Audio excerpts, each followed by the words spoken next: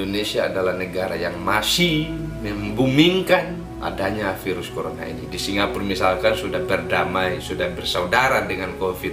Di Malaysia juga sudah berdamai dengan COVID, sudah bersahabat dengan COVID.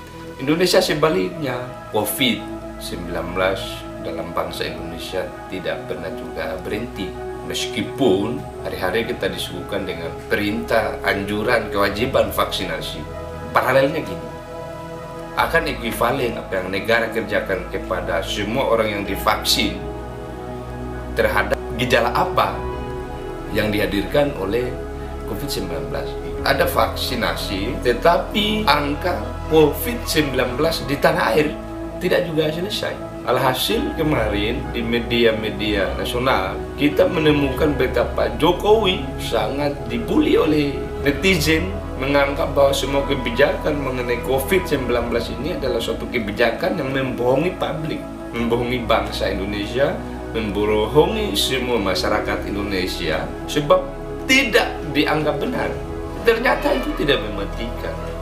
Bahwa ada virus corona yang mematikan itu adalah pada saat pertama kali. Bahkan ada rumah sakit yang di Jakarta, yang di nasional, yang juga tidak turut dari pemberitaan media, malah mempalsukan pasien yang meninggal meskipun COVID, tapi di-COVID-kan hanya untuk mengejar target APBN.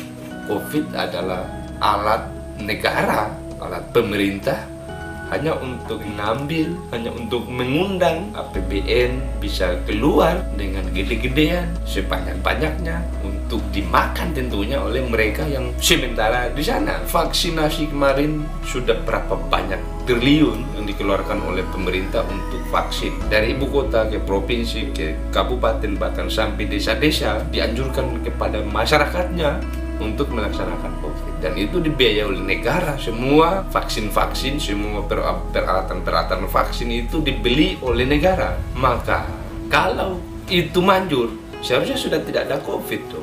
Sudah tidak ada pemberlakuan di Jakarta untuk melarang masyarakat membatasi kegiatan. Itu sudah tidak seharusnya, sebab kita sudah menggunakan vaksin. Apa sih logika pemerintah terhadap vaksin? Kalau vaksin itu logikanya adalah untuk menangkis atau untuk bersaudara dengan COVID-19, maka setelah COVID selesai, sudah.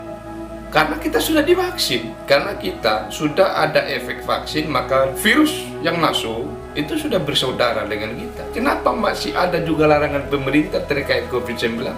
Adakah ini suatu logika yang tidak patah yang digunakan oleh pemerintah? Masyarakat itu tahu bahwa siapapun yang pernah divaksin, bahwa itu sudah tidak mungkin takut dengan COVID-19. Nah, pertanyaannya, yang kasus di Jakarta yang masih ada juga pembatasan berskala itu masih sampai tanggal 21 Juni ke depan, adakah itu masyarakat tidak divaksin? Kalau divaksin, maka sudah lepas semua urusan pemerintah terkait dengan adanya virus, karena itu tidak masuk akal lagi kalau masih hadir, kalau syaratnya vaksin itu benar.